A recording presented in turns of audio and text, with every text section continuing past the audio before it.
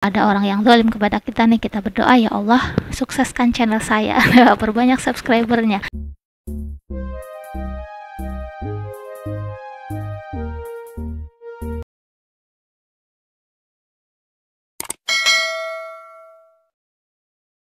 Assalamualaikum, selalu sehat, selalu bahagia adalah dua doa yang sering saya ucapkan di awal-awal video saya. Walaupun pada kenyataannya kadang-kadang kebahagiaan kita terganggu dengan adanya hal-hal yang tidak mengenakan hati kita. Kalau kebahagiaan kita sudah terganggu, biasanya kesehatan kita juga ikut-ikutan terganggu. Mudah-mudahan kalaupun kita tidak bisa menghindari gangguan-gangguan itu, paling tidak kita bisa menyikapi setiap ada gangguan yang datang mengganggu kebahagiaan dan kesehatan kita. Salah satu hal yang mungkin susah untuk dihindari adalah adanya orang-orang yang menurut kita nyebelin, adanya orang-orang yang menurut kita bikin kesel hati gitu ya. Orang-orang yang selalu berbuat dolim kepada kita tanpa kita tahu sebenarnya salah kita apa. Mungkin hal ini sebenarnya merupakan hal yang biasa saja, dari kita kecil juga suka ada aja kan yang ngisengin kita gitu ya. Yang ketika kita remaja juga sama gitu ya, ada sajalah yang tidak suka dengan kita walaupun kita aduh salah apa ya, saya ya perasaan nggak salah apa-apa tapi kok dia begitu sih gitu. Bahkan sampai kita dewasa dan mungkin sepanjang hidup kita itu akan ada saja orang-orang yang tidak suka kepada kita, akan ada saja orang-orang yang iseng berbuat tidak baik kepada kita. Bentuknya bisa macam-macam. Ada yang suka memfitnah kita, gunjing kita, ngadu domba kita, mengambil hak kita, mempermalukan kita di hadapan umum, menyinggung perasaan kita, mengucapkan kata-kata yang tidak baik, mencela kita, mencari-cari kesalahan kita, atau bahkan mengambil hak kita. Banyak sekali bentuk-bentuk kezaliman yang mungkin akan kita hadapi sepanjang hidup kita gitu ya. Kadang-kadang kita hindari juga susah gitu. Hari ini saya mengingatkan diri saya pribadi dan siapapun yang menonton video ini, mudah-mudahan termasuk orang-orang yang bisa mengambil hikmah, mengambil pelajaran, dan memanfaatkan kesempatan untuk hal luar biasa yang Allah berikan kepada kita, yaitu ketika kita tidak merasa melakukan hal apapun kemudian orang lain berbuat tidak ngenakin hati kita. Mungkin yang selama ini kita lakukan ketika ada orang yang ngeselin, ketika ada orang yang berbuat tidak ngenakin kita, yang membuat kita aduh kok dia begitu ya gitu, kita akan sedih, kita akan kehilangan keceriaan kita tidak bahagia lagi, bawaannya suntuk sumpek gitu ya, bawaannya galau aja berhari-hari karena mikirin dia itu ya. Padahal kadang-kadang dari banyak sekali tetangga kita yang baik-baik, hanya satu yang nyebelin. Dari sekian banyak teman-teman sahabat yang kita punyai, hanya satu atau dua yang suka menzalimi kita. Dari sekian banyak saudara yang kita punyai, mungkin hanya satu atau dua orang saja yang suka iseng gitu, ngisengin hidup kita.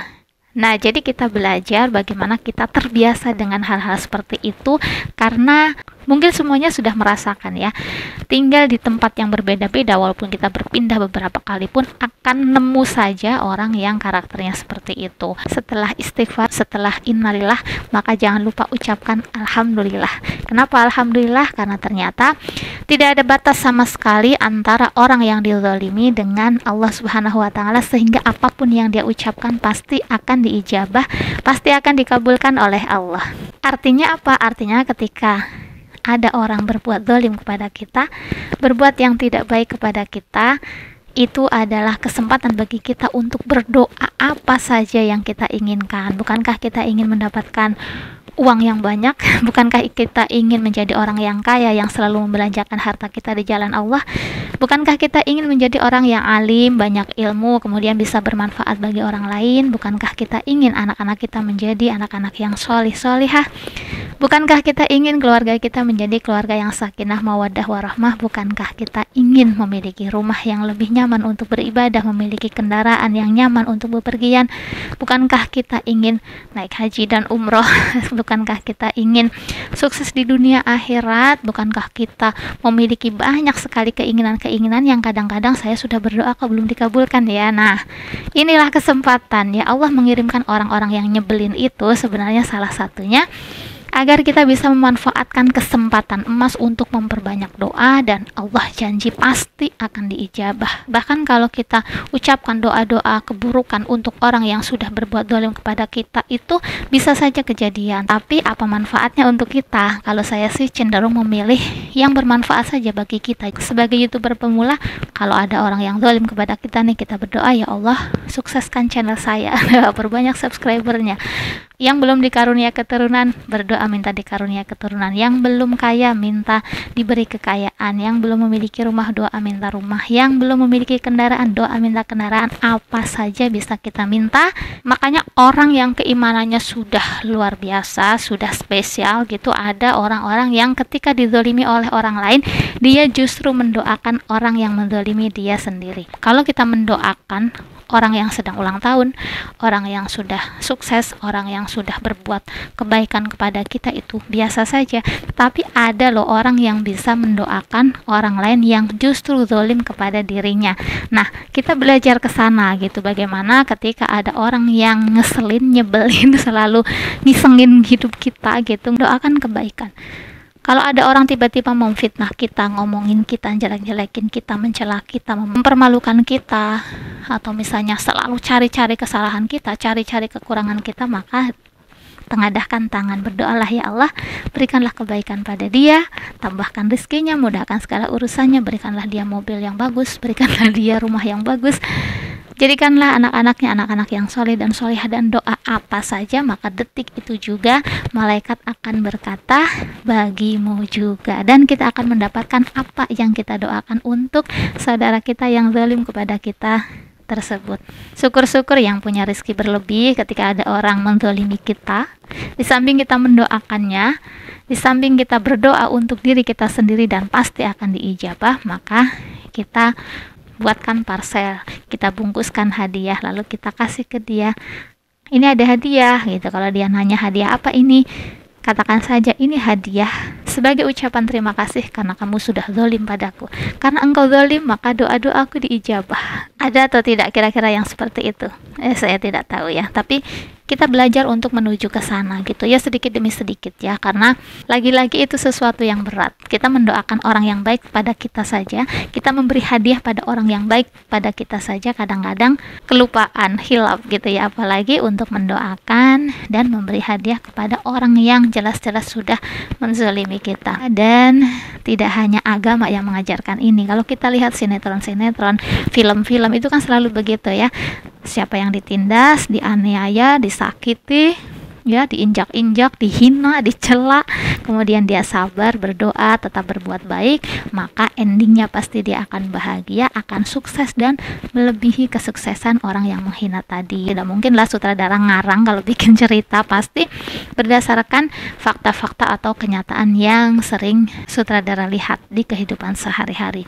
Seorang istri yang dizalimi suaminya, maka doakanlah, berdoa untuk diri sendiri. Jika merasa kok suamiku begitu ya gitu, maka nggak usah ngelawan, nanti jadi ribut doang atau bahkan menambah dosa-dosa kita. Sudah kita dianiaya, dosa pula gitu kan, ruginya dunia akhirat ya. Makanya manfaatkan saja untuk berdoa, biar ditambah rezekinya, biar diberi suami yang soleh, yang baik gitu kan. Nanti ketika Allah masih memperpanjang jodoh kita dengan dia, ya akan Allah jadikan dia jadi soleh. Kalau misalnya tidak, ya mungkin kita akan diganti dengan suami yang soleh ya.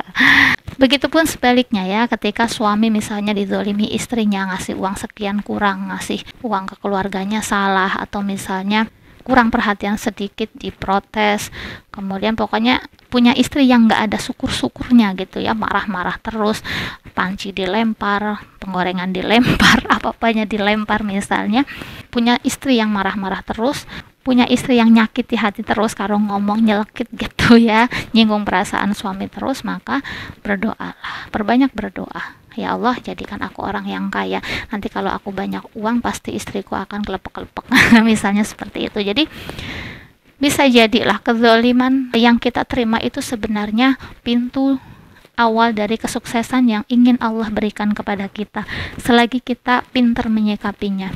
Istri yang dizalimi suami, suami yang dizalimi istri, anak yang dizalimi orang tua yang dizalimi anak, tetangga yang dizalimi oleh tetangga lainnya, sahabat yang dizalimi oleh sahabatnya, kemudian bawahan yang dizalimi oleh atasannya, atasan yang mungkin dicurangi atau dizalimi oleh bawahannya, dan semuanya punya kesempatan yang sama untuk memanfaatkan kondisi ketika dia dizalimi untuk memperbanyak doa, dan pasti akan diijabah oleh Allah Subhanahu wa Ta'ala. Makanya ketika ada orang yang zalim terhadap kita, biasa sajalah, tidak usah terlalu difikirkan, tidak usah terlalu bersedih. Jangan sedih, nanti dia malah seneng gitu ya.